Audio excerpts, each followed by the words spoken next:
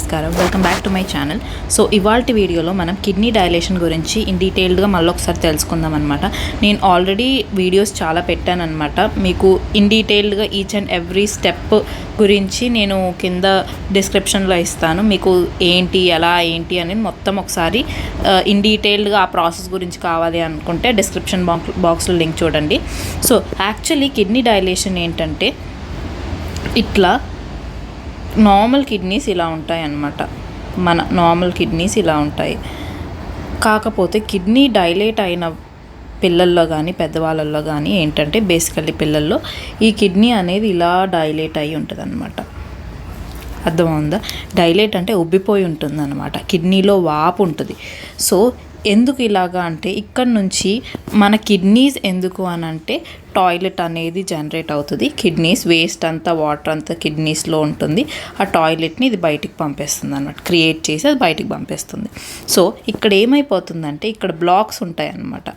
ఇలా బ్లాక్స్ రావడం వల్ల ఏంటంటే ఇక్కడ క్రియేట్ అయ్యే టాయిలెట్ బయటికి ఇక్కడ రాలేకపోవడం వల్ల ఇందులోనే ఉండి మెల్లగా ఇది వాపు అనేది మొదలవుతుంది అన్నమాట.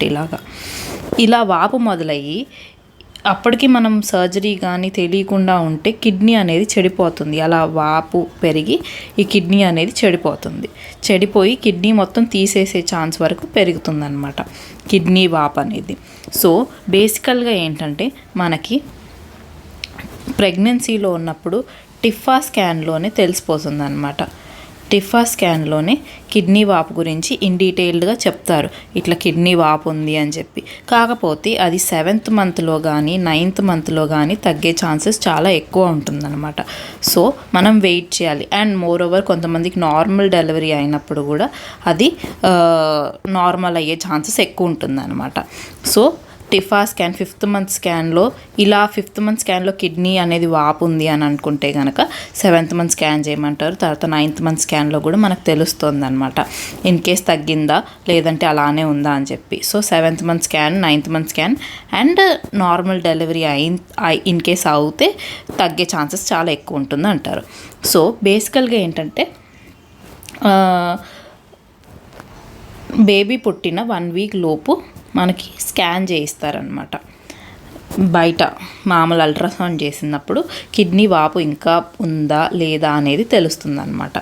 అంటే కొంతమందికి ఏంటంటే ఇది బేసికల్గా ఎక్కువ అబ్బాయిల్లోనే వస్తుందన్నమాట. బాయ్స్లో చాలా ఎక్కువ ఉంటుంది.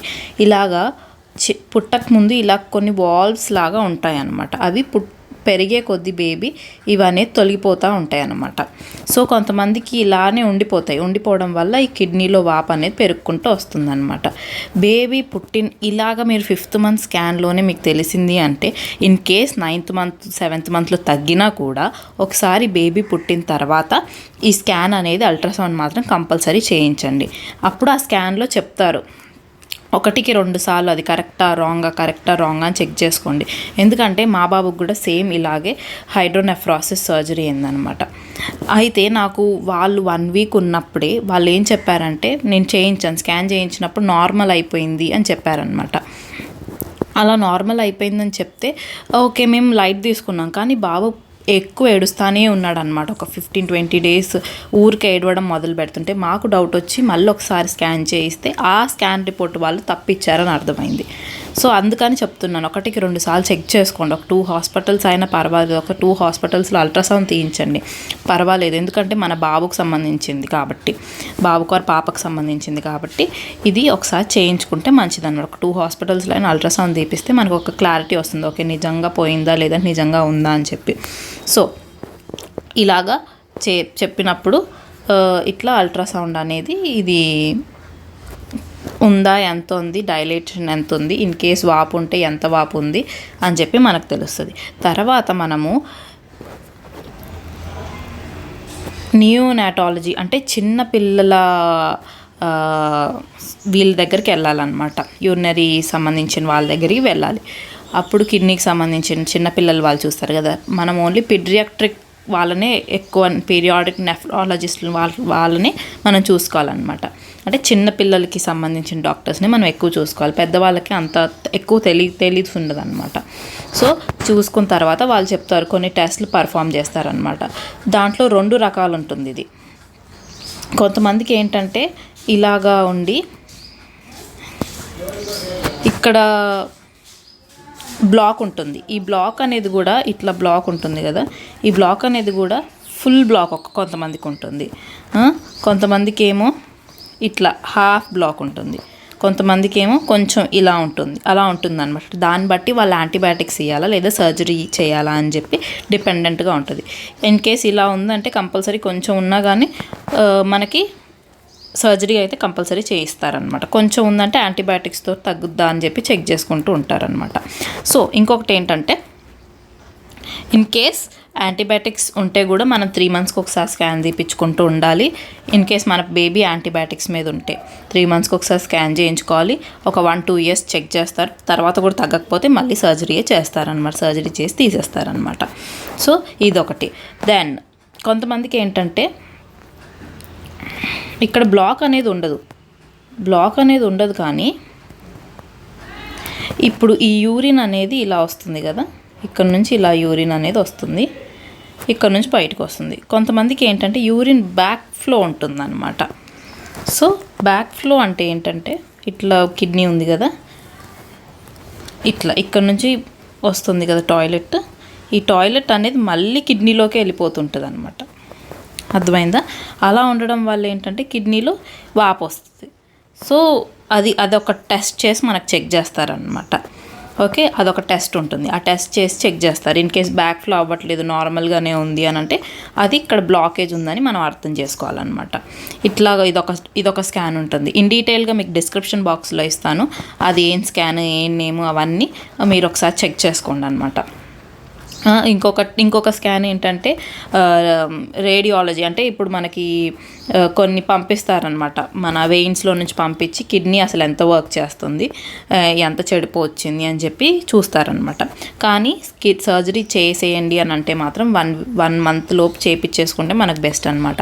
ఎందుకంటే పిల్లలకి ఇంకా పెయిన్ రిసెప్టార్స్ అనేవి ప్రొడ్యూస్ అవ్వవు అండ్ వాళ్ళు వెనకకు తిరగరు కాబట్టి ఆ కుట్లు అనేవి కూడా తొందరగా మానుతాయి అనమాట. ఎందుకంటే ఫస్ట్ చిన్న బేబీ ఒక 2-3 monthsలో ఏంటంటే వాళ్ళు ఎక్కడ కదలరు, ఎక్కడ వేస్తే అక్కడ ఉంటారు, వెనక్కి తిరగడం కానీ డొల్లడం కానీ అవేమి ఉండవు కాబట్టి కుట్లు అనేవి తొందరగా హీల్ అవుతాయి, మనకు ఎటువంటి భయం ఉండదన్నమాట.